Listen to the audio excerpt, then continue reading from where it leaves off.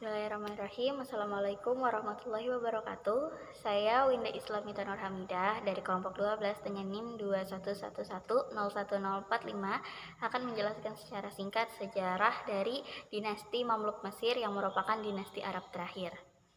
Dinasti Mamluk merupakan salah satu dinasti yang sangat berpengaruh terhadap peradaban Islam pada paruh kedua abad ke-13 sampai awal zaman modern. Para peneliti melihat saat itu sejarah sangat dipengaruhi oleh pergerakan bangsa Mamluk.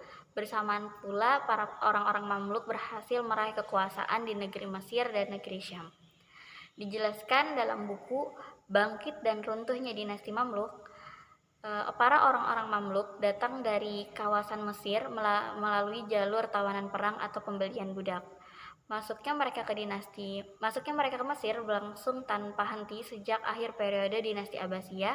Seiring dengan berjalannya waktu, mereka sangat dominan dalam bidang militer dan bidang politik. Kata Mamluk ini berasal dari bahasa Arab dalam bentuk tunggalnya Mamluk dan dalam bentuk jamaknya Mamalik, yang berarti seorang budak yang ditawan. Namun kata itu atau sebutan itu hanya berlaku bagi bangsa Mamluk muda. Untuk bangsa Mamluk tuanya biasanya disebut dengan Alkin. Jadi dapat diartikan juga Mamluk ini adalah budak yang diperjualbelikan. Seiring berjalannya waktu, nama ini hanya menjadi sebuah istilah khusus dalam sejarah Islam.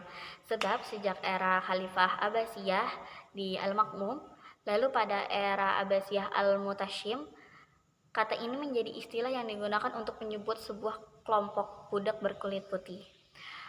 Para khalifah paling besar, gubernur Khalifah Abbasiyah, membeli mereka ini dari pasar-pasar orang-orang budak berkulit putih. Tujuannya untuk digunakan sebagai pasukan militer khusus. Pasukan ini menjadikan mereka sebagai penopang untuk memperkuat pengaruh mereka.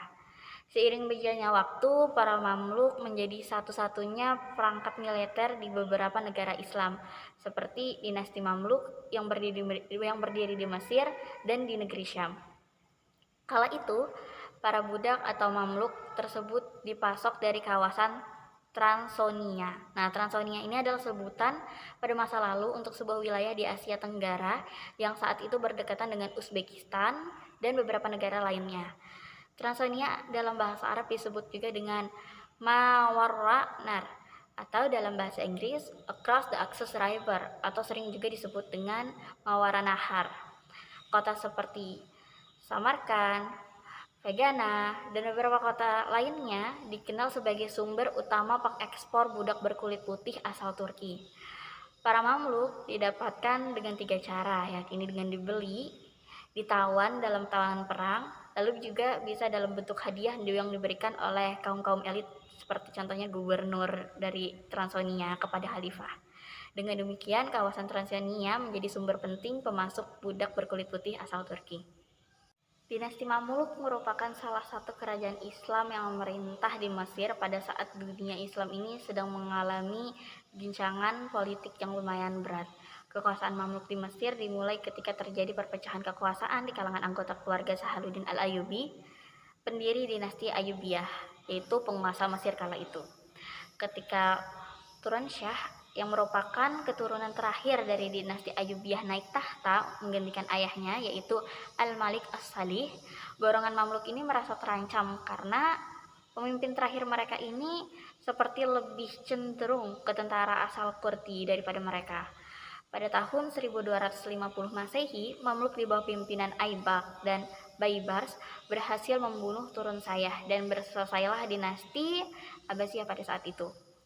Istri dari Al-Malik As-Salih, Sayajar Al-Dur, seorang yang juga berasal dari kalangan Mamluk, berusaha mengambil kendali pemerintahan sesuai dengan kesepakatan golongan Mamluk kala itu. Kepemimpinannya ini hanya berlangsung sekitar 3 bulan saja. Ia kemudian menikah dengan seorang tokoh Mamluk bernama Aibak yang menyerahkan tampuk kepemimpinannya kepadanya. Akan tetapi setelah itu Aibak membunuh Sayajarah Al-Dur dan mengambil sepenuhnya kendali pemerintahan. Pada mulanya, Aibak mengangkat seorang keturunan penguasa Ayyubiyah bernama Musa sebagai Sultan Syair. Secara formalnya bisa disebut sebagai Sultan Syair, di samping dirinya yang bertindak sebagai penguasa yang sebenarnya. Namun Musa akhirnya dibunuh oleh Aibak. Kekuasaan dari dinasti Mamluk ini meliputi Mesir, Suriah, Hijaz, Yaman, dan daerah di sepanjang aliran sungai Efrat.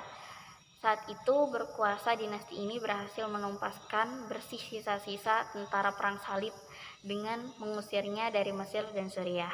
Begitu juga ketika bangsa Mongol berhasil menghancurkan dan merebut negeri-negeri yang dikuasai oleh Islam, dinasti Mamluk mampu menjadikannya satu kembali menjadikan sebuah negara muslim dan berhasil mempertahankan wilayah kekuasaannya. Oleh karena itu, dinasti Mamluk di Mesir ini sangat berjasa dalam perkembangan dan mempertahankan dunia Islam. Kesultanan Mamluk mencapai masa kedamaian atau sampai pada masa kekuasaannya di bawah Sultan An-Nasir Muhammad. Pada periode ketiga kekuasaannya, pasukan Kristen dari Mongol semakin lemah karena kekalahan dan juga konflik internal di antara mereka sendiri. Pernah sewaktu-waktu pemimpin Mongol menguasai benteng-benteng Mamluk. Namun mereka akhirnya pergi karena tidak kuat dengan cuaca panas ekstrim, yaitu di tahun 1312 sampai 1313 Masehi.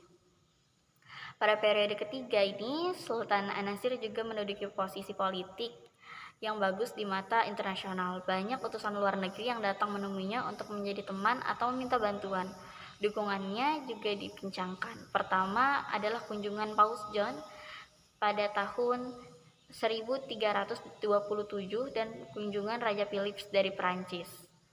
Delegasi yang sekitar berjumlah 120 orang meminta kepada Sultan An-Nasir untuk memberikan Yerusalem dan kawasan pantai Levatin, yang tentunya saja rombongan itu kemudian diusir kembali. Lamanya periode Kesultanan Sultan An-Nasir ini sekitar 3 periode, memungkinkan untuknya mendirikan berbagai macam bangunan, dan dia berhasil membangun kanal yang menghubungkan antara Alexandria dengan Sungai Nil.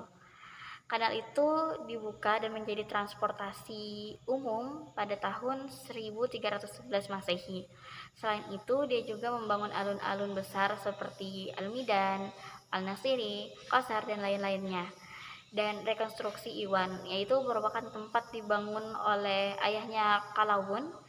Sebagai tambahan, dia juga mendirikan madrasah dan pemandian umum serta merenovasi sekitar 30 masjid. Mungkin hanya sekian yang bisa saya sampaikan tentang sejarah singkat dari Kerajaan Mamluk. Saya harap apa yang saya sampaikan ini dapat menjadi manfaat bagi kita semua. Terima kasih. Wassalamualaikum warahmatullahi wabarakatuh.